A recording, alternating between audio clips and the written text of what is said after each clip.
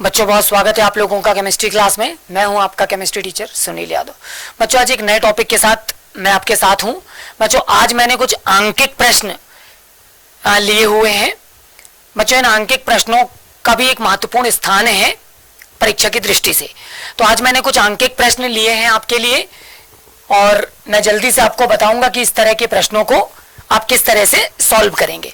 बच्चों जैसे कि सबसे पहला प्रश्न आप देख पा रहे हो मैंने लिया हुआ है बेंजीन में नेप्थोलीन।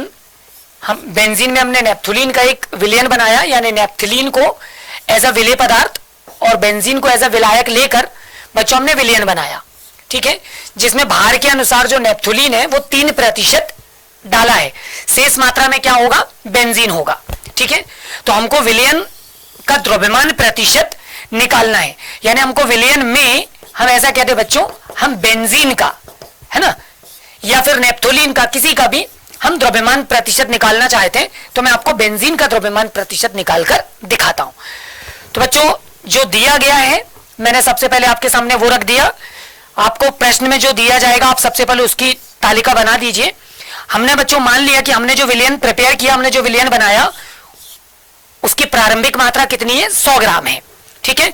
तो बच्चों क्योंकि प्रतिशत में वैल्यू दी हुई थी तो हमने उसको ग्राम में कन्वर्ट कर लिया, ठीक है, 100 ग्राम मान लिया, जिसमें अपन को पहले पद में बता रहा है कि नेप्थोलीन कितना द्रव्यमान के अनुसार कितना मौजूद है? 3% है, उसको 3 ग्राम मान लिया। शेष मात्रा जो होगी वो बेंजीन की होगी, तो 100 में से 3 को माइनस कर दिया तो 97 हमारा क्या मौजूद हो जाएगा? बेंजीन, ठीक है बच्चों। तो ये दो चीज हमको पहले से दी हुई है।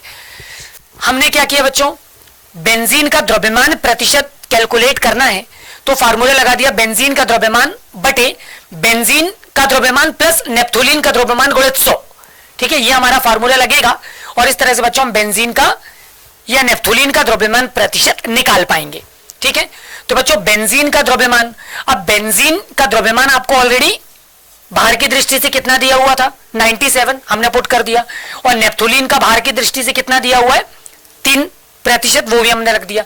तो बच्चों 97 प्लस 3 को जब ऐड किया तो ये 100 हो जाएगा, इनटू में ऑलरेडी 100 है तो ये 100 में से 100 क्या हो जाएगा? कैंसिल हो जाएगा, ठीक है। यानी अल्टीमेटली जो वैल्यू आपकी रह जाएगी वो कितनी रहेगी? 97। तो बच्चों इस तरह से भार की दृष्टि से जो बेंजीन है उपरोक्त प्रश्न के अनुसार कितने प्रतिशत मौजूद है? 97% मौजूद है। बच्चों मैंने अगला प्रश्न भी आपके सामने ले रखा है और अगला प्रश्न है यदि 4 ग्राम सोडियम हाइड्रोक्साइड को 100 घन सेंटीमीटर आयतन यानी जल में घोलकर कोई विलयन बनाया है हमने, तो विलयन की नॉर्मलता एवं मोलरता में क्या अंतर होगा? या इनकी नॉर्मलता और मोलरता हमको कैलकुलेट करना है, हम तो ऐसा बोल दें। तो बच्चों सबसे पहले जो दिया है उसके लिए मैंने टेबल आपके सामने प्रिपेयर कर दी। विलय का द्रव्यमान आपको 4 ग्राम दिया हुआ है, हमने विलय का आणविक भार निकाल दिया, हमारा विलय सोडियम हाइड्रोक्साइड है। तो बच्चों सोडियम ऑक्सीजन और हाइड्रोजन से मिलकर सोडियम हाइड्रोक्साइड बना। भार की दृष्टि से पीरियोडिक टेबल में सोडियम का भार 23, ऑक्सीजन का 16 और बच्चों हाइड्रोजन का 1 होता है। सबको जोड़ लेने के बाद आपका सोडियम हाइड्रोक्साइड का जो आणविक भार आ जाएगा वो आ जाएगा 40 atomic mass unit, 40 AMU, 40 AMU। बच्चों इसके अलावा सबसे पहले मैंने निकाल दिया तुल्यांकी भार। तो तुल्यांकी भार निकालने के लिए फार्मूला है आणविक भार बटे संयोजकता। तो आणविक भार हमने अभी निकाल लिया था 40, और सोडियम हाइड्रोक्साइड की जो संयोजकता होगी जब इसको आयनीकृत करेंगे बच्चों तो ये Na+ और Cl नेगेटिव में टूटेगा तो इसकी संयोजकता आपको कितनी मिलने वाली? 1, इसलिए हमने उसको 1 से डिवाइड किया। इस तरह से उसका तुल्यांकी भार कितना आ जाएगा? 40 आ जाएगा, ठीक है बच्चों। फिर हमने नॉर्मलता सबसे पहले निकाल दी। तो नॉर्मलता के लिए सूत्र बच्चों विलय का द्रव्यमान बटे विलय का तुल्यांकी भार गुणित 1000 बटे विलय का आयतन ml में। तो विलय का हमने सबसे पहले भार रख दिया, हमको गिवन था 4, तुल्यांकी भार हमने रख दिया 40, 1000 बटे में विलयन का आयतन हमने 100 ग्राम में कैलकुलेट किया। तो बच्चों यहाँ पे हमने जब इसको सॉल्व किया तो यहाँ पे देखिए 2 0, यहाँ पे 3 0 और ये 1 3, तो नीचे 3 0 ऊपर 3 0 तो पूरा कैंसिल, बचेगा 4 बटे 4, 4 से 4 कैंसिल हो जाएगा, यानी फाइनली आपकी जो नॉर्मलता है वो कितनी आ जाएगी? 1 आ जाएगी। इस तरह से हमने इसको समीकरण 1 बना लिया, यानी विलयन की नॉर्मलता हमको 1 प्राप्त हो गई। बच्चों इसके अलावा अब हम मोलरता का कैलकुलेशन करेंगे। तो मोलरता के लिए फार्मूला है विलय का द्रव्यमान बटे विलय का आणविक भार गुणित 1000 बटे विलयन का आयतन ml में। तो बच्चों फिर से वही 4 बटे 40 गुणित 1000 बटे 100। नीचे आप देख सकते हैं 3 शून्य, ऊपर 3 शून्य तो कैंसिल हो जाएंगे, 4 से 4 कैंसिल, अगेन आपकी जो मोलरता है वो भी कितनी आ जाएगी बच्चों, 1 आ जाएगी। इस तरह से हमारा रिजल्ट या परिणाम जो हमसे कहता है वो ये कहता है कि दिए गए उपरोक्त प्रश्न में विलयन की नॉर्मलता और उसकी मोलरता दोनों ही आपस में बराबर होती हैं। ठीक, एक नॉर्मल जो विलयन है वो एक मोलर विलयन के बराबर है अगर उस प्रश्न के अनुसार हमको दिया जाता है आंकड़ा या जो डाटा हमको दिया गया उसके अनुसार। ठीक है बच्चों। इसके साथ ही मैंने एक अगला प्रश्न भी आपके सामने ले रखा है, प्रश्न क्रमांक 3। किसी जलीय विलयन में 2.1% में अवाष्पशील विलय का 273 केल्विन ताप पर जो वाष्प दाब है वो इतना दिया है आपको। तो हमको बच्चों विलय के आणविक भार की गणना करनी है।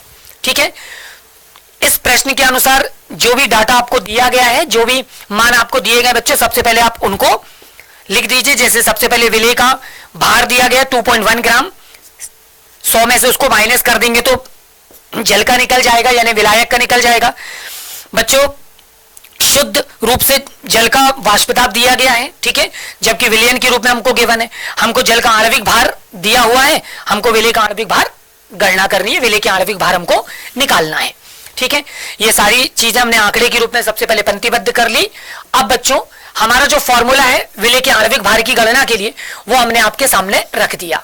ठीक है, आपको अगर याद होगा बच्चों तो ये एक रिलेशन था, ठीक है, राउल्ट के नियम की सहायता से हमने अवाष्पशील विलय के आणविक भार की गणना का व्यंजक निकाला था जबकि वाष्पदाब दिया गया हो।